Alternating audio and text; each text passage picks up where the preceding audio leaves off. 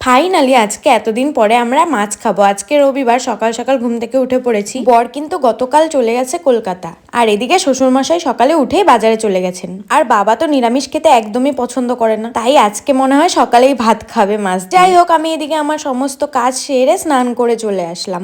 এত গরম পড়েছে, স্নান করলেও মনে হয় না যে স্নান করেছি। আর ওই যে বললাম বাজার করতে চলে গিয়েছিল, দেখো আমি কাতলা মাছ খেতে ভালোবাসি দেখে আমার জন্য লোকাল কাতলা মাছ আর মাছের ডিম এনেছে। ও সাথে একটা মাথাও ছিল, ওটা দিয়ে দুপুরে চাল কুমড়োর ঘন্ট হবে। এটা কিন্তু আমি একদমই খাই না। আমি ওঠার আগেই বাবা মা দুজনেরই চা খাওয়া হয়ে গেছে, আর আমি এখন বসে খাচ্ছি ড্রাই ফ্রুটস। প্রথমে জল খেয়ে নিলাম, কেননা এত গরম পড়েছে জানো তো, আমি ফ্রিজের জল একদমই খাই না, কিন্তু আজকাল এখন খেতে হচ্ছে, কিছু করার নেই। এরপর আমার বরের একটা পার্সেল চলে এসেছে, আর এত রোদ দেখো, আমার শাশুড়ি মাকে পাঠিয়েছি আনার জন্য। পার্সেলটাতে কি আছে সেটা আমি তোমাদের অন্য কোনো একটা ভ্লগে শেয়ার করবো। এরপরেই চলে গেছিলাম ছাদে জামা কাপড় মেলতে। আসলে আজকে বিকেলে আমিও চলে যাব আমার বাবার বাড়িতে। আমার বর বাড়ি না থাকলে আমি কিন্তু বাবার বাড়িতেই চলে যাই। যেসব জামা কাপড় বাইরে ছিল সব ধুয়ে দিলাম, একবারে গুছিয়ে দিয়ে তারপর যাব। আর ওয়েদারটা দেখো কি বিভৎস রৌদ্র উঠেছে, আর এতটা গরম পড়েছে কি বলবো। আকাশটা যদিও তাও সুন্দর দেখতে লাগছে, আর আমাদের গাছ ভর্তি ফুল ফুটে আছে, যেহেতু আমরা কতদিন হলো পুজোই দিচ্ছি না। আর এদিকে রান্নাঘরে গিয়ে দেখি আমার শাশুড়িমার সবকিছু রেডি। সকালের মেনুতে ছিল গরম ভাতের সাথে ঘি, কাঁচা লঙ্কা, সাথে মাছের ডিম আর মাছ ভাজা। কেমন লাগলো ব্লগটা?